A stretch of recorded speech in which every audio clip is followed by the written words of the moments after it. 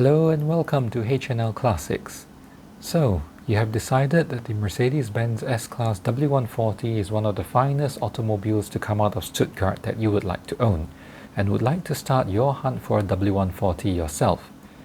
Many of you have asked for advice on what to look out for when buying a W140, and we have put together a two-part series on what to look out for in your journey to find the best W140 for you.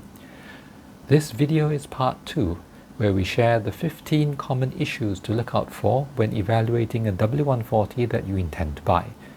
Do check out part 1, where we talk about the 5 things to consider when choosing a W140. Link in the description below.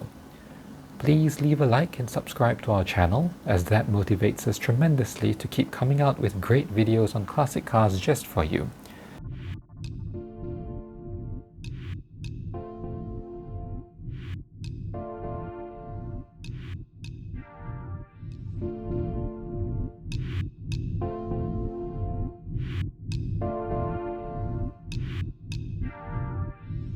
As we mentioned in our previous video, there are few things more expensive than a cheap Mercedes-Benz, and there are even fewer things more expensive than a cheap W140. If you have watched our video on the 30 cool features in the W140, you would have a better idea on just how many things could possibly go wrong in a W140. Now let's look at the 15 common issues to look out for when evaluating a Mercedes-Benz S-Class W140 that you intend to buy. Number 1. Rust. W140s are very well built cars and are generally not prone to rust.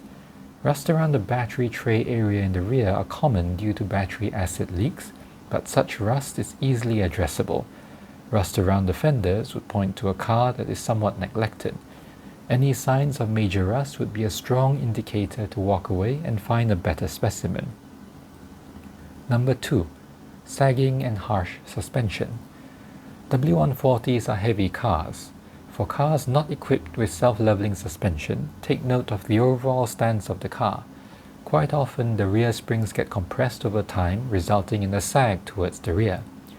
New springs on the W140 are relatively inexpensive, but require special tools to remove and install given the sheer length of the springs.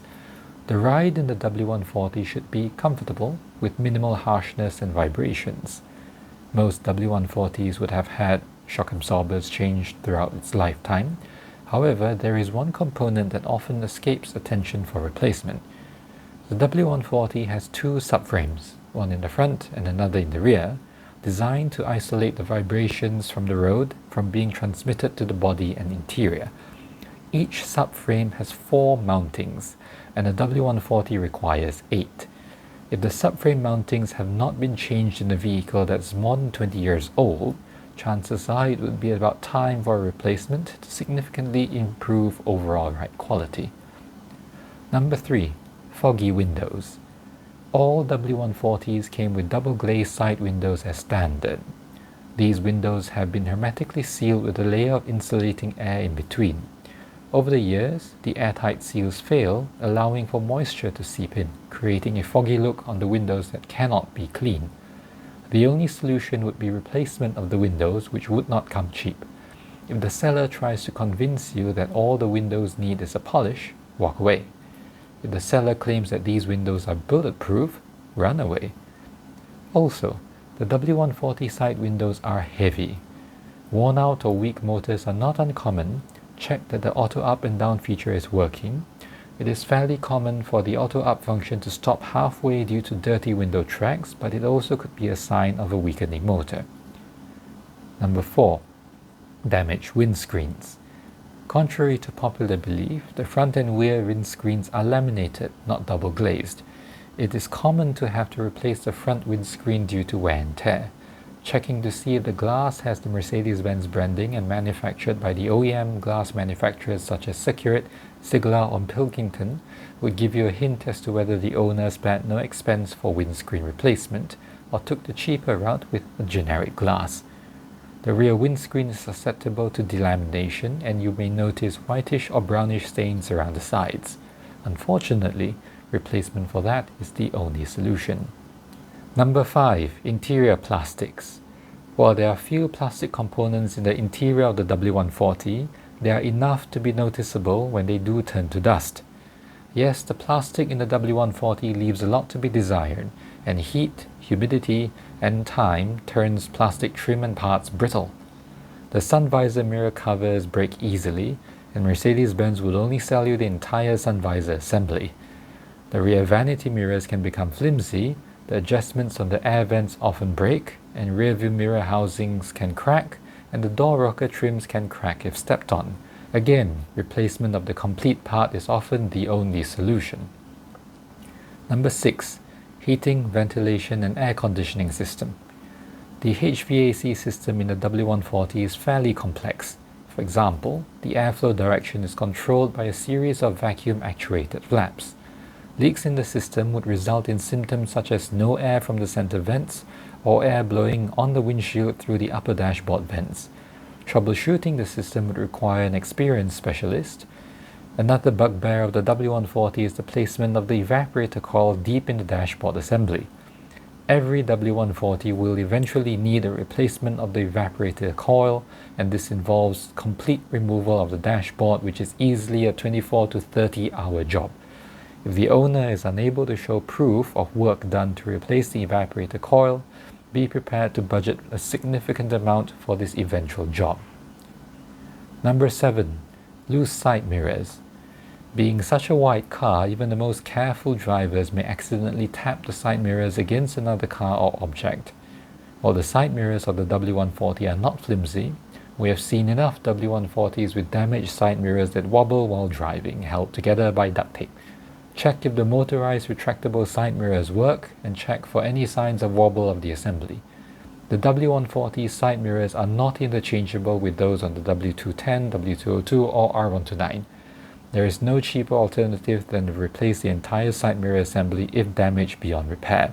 The W140 has different versions of side mirror depending on model year, so be sure when ordering replacement parts. Later model years had a rubber gasket on the side mirrors that wear out over time, although these are easily replaceable.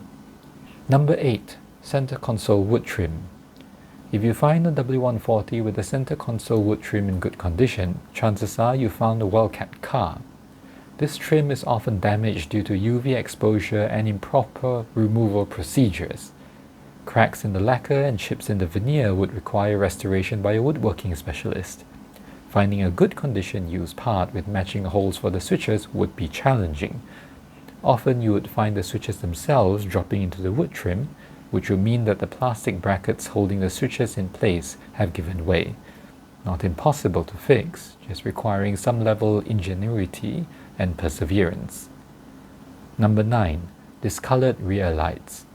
You may have noticed many W140s on the road with pinkish tail lights, enough to think that they were an option from the factory. Unfortunately, the pinkish hue is the result of UV degradation of the plastic covering an internal assembly. Just looking at the tail lights can give you a pretty strong hint about the car. If you see one with a clear tail light and the rest pink, you may have reason to suspect a fender bender on one side. If the tail lights have all been replaced with an aftermarket set, it may suggest the owner went with a significantly cheaper option to spruce up the looks of the rear. Number 10. Steering vibrations at speed. As well engineered as the W140 is, the car is very susceptible to steering vibrations at speed caused by imbalances in the front suspension, steering and braking assemblies.